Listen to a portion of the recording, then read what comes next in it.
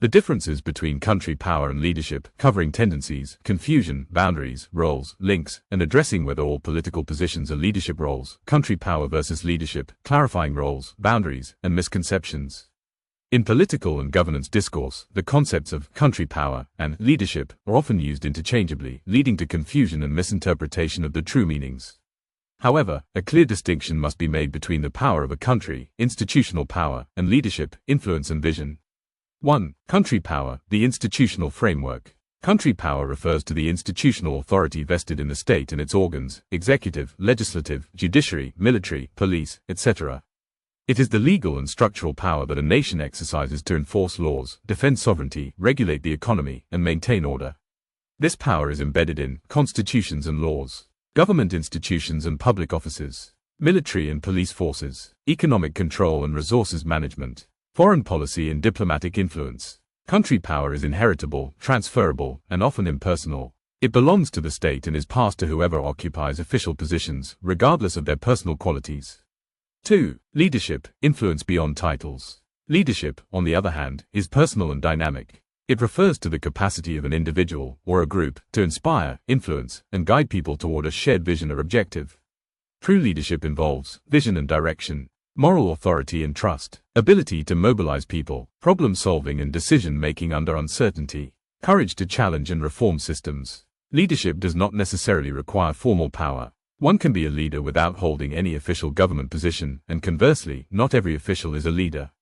3. Tendencies and confusions. Modern political systems often confuse institutional power with leadership capacity. It is common to see people equate a political position, minister, governor, president, parliamentarian, with leadership, assuming that holding power automatically grants leadership legitimacy. This leads to power holders acting as administrators, not visionaries. Leadership becoming a title rather than a responsibility. Citizens expecting leadership qualities from mere office holders. Some individuals hold high positions but lack leadership influence, while others lead movements, communities, or even nations from outside formal structures. 4. Boundaries between roles of each, country power and leadership.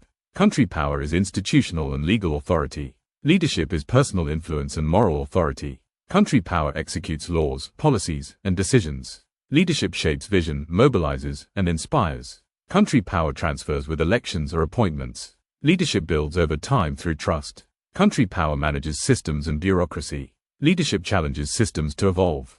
Country power can exist without leadership qualities. Leadership can exist without formal power. 5. Link between the two. While country power and leadership are distinct, they are interconnected. Country power without leadership is empty, mechanical, mercantilism and prone to failure. Leadership without access to power can be limited in execution. The ideal governance system aligns institutional power with real leadership capacity, allowing visionaries to operate within structures that give them the means to implement their vision. 6. Is every political position a leadership role? No, not every political position is a leadership role. Many positions are administrative, technical, or representational. For example, a clerk in the ministry holds a political appointment but is not expected to lead. A member of parliament may have representational duties but not necessarily leadership qualities. A minister or president, however, is expected to act as a leader, setting directions and mobilizing resources. However, the title alone does not guarantee leadership. The individual's vision, courage, and influence determine whether they are a leader in the true sense. Conclusion: the need for conscious differentiation. A nation's progress depends on the alignment between its institutional power and authentic leadership. Societies must be conscious of this distinction and avoid glorifying titles over substance. True leadership transforms power from a tool of control into a force for positive change.